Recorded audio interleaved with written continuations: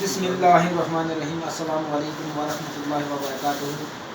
پیارے بچوں، جیسا کہ آپ جانتے ہیں ہم نے کل پڑھا تھا گرو نانک دیو جی سبق، تو اسی طرح آج ہم اس کا دوسرا حصہ پڑھیں گے۔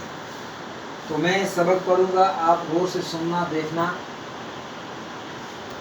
کالو چاند کو یہ دیکھ کر رنج ہوتا تھا اور غصہ بھی آتا تھا کہ گرو نانک کی طبیعت دنیا کے کاموں میں نہیں لگتی، مگر کیا کرتا۔ گرو نانک کی بہن کپور تھلہ کے علاقے سلطان پور میں بیائی گئی تھی اور اس کا شوہر علاقے کے حاکم کی سرکار میں ملازم تھا۔ یہ سوچ کر شاید نوکری میں گرو نانک جی کا جی لگے، گرو نانک کو بھی سرکار میں نوکر رکھوا دیا۔ وہاں بھی گرو نانک نے محتاجوں اور ضرورت مندوں کے لیے دان پن کا دروازہ کھول دیا اور سرکاری خزانے کا یہ روپیہ غریبوں اور مفلسوں میں تقسیم کرنے لگے۔ چنانچہ اس ملازمت سے بھی الگ ہونا پڑا۔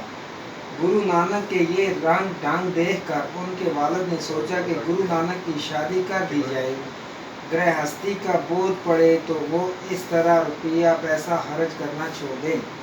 انہوں نے گرو نانک کی شادی کر دی۔ گرو نانک کی شادی ہو گئی، 2 بچے بھی ہوئے، لیکن گرو نانک کا دل گرہستی میں نہ لگا۔ وہ ہمیشہ کی طرح اپنی کمائی ضرورت مندوں پر خرچ کر دیتے۔ بیوی نے لاکھ سمجھایا مگر ان پر کوئی اثر نہ ہوا۔ گرو نانک ملک اور شہر پھرے، کہتے ہیں وہ مکہ، مدینہ اور بغداد بھی گئے۔ اس طرح جب اس دنیا کے سفر کی مدت تمام ہوئی اور آخری سفر کا وقت آیا تو ضلع گرداسپور میں آئے۔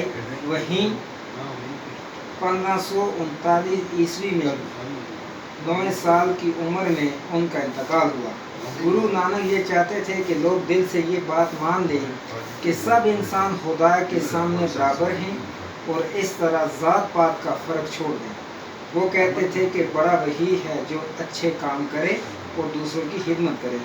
پنجاب کے کسانوں میں ان کی یہ تعلیمات بہت پھیلیں اور رفتہ رفتہ یہ ایک مذہب بنتی گئی۔ ان کو ماننے والے سکھ کہلائے۔ گرو نانک اور دوسرے بزرگوں کی باتیں ایک کتاب میں جمع کی گئیں۔ اس کتاب کا نام گرو گرنتھ صاحب ہے۔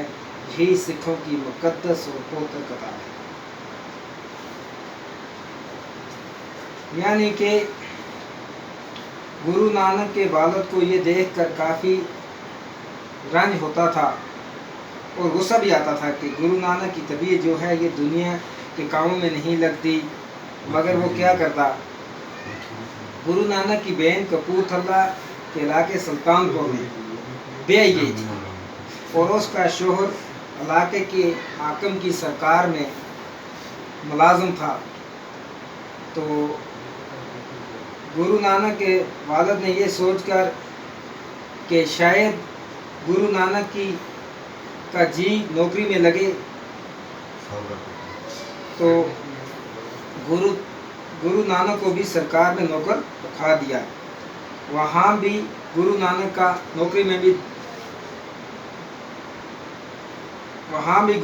نے محتاجوں اور ضرورت مندوں کے لیے دان پن کا دروازہ کھول دیا اور سرکاری خزانے کا روپیہ غریبوں اور مفلسوں میں تقسیم کرنے لگے۔ اس طرح ان کو ملازمت سے بھی الگ ہونا پڑا۔ گرو نانک کا یہ رنگ ڈھنگ دیکھ کر ان کے والد نے سوچا کہ شاید گرو نانک کی شادی کرا دی جائے تاکہ شاید اس کا دل دنیا کے کاموں میں لگے اور روپیہ پیسہ خرچ کرنا چھوڑ دے۔ تو انہوں نے گرو نانک کی شادی کر دی۔ گرو نانک کی شادی ہو گئی، گرو نانک کے 2 بچے بھی ہوئے، لیکن دنیا کے ساتھ اس کا دل پھر بھی نہیں لگا۔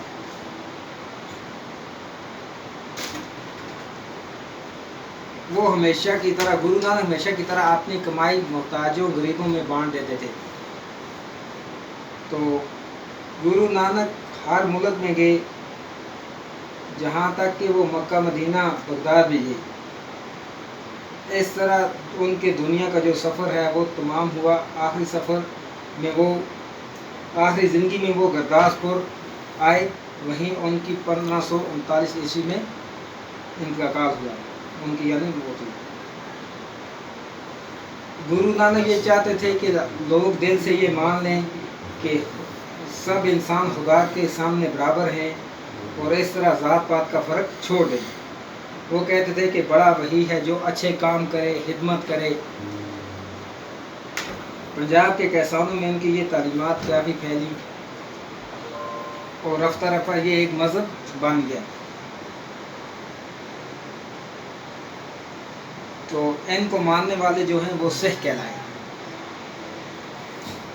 گرو نانک اور ان کے دو دوسرے گرو ہیں، ان کی بزرگ ہیں، یعنی ان کی باتیں ایک کتاب میں جمع کی گئی ہیں، جس کتاب کا نام ہے گرو گرنتھ صاحب، اور ان کی سکھوں کی یہی مقدس کتاب ہے۔ بچوں، امید ہے کہ آپ نے غور سے دیکھا ہوگا، سنا ہوگا، تو آئندہ ہم اس کے سوالات جو ہیں وہ کریں گے۔ خدا حافظ۔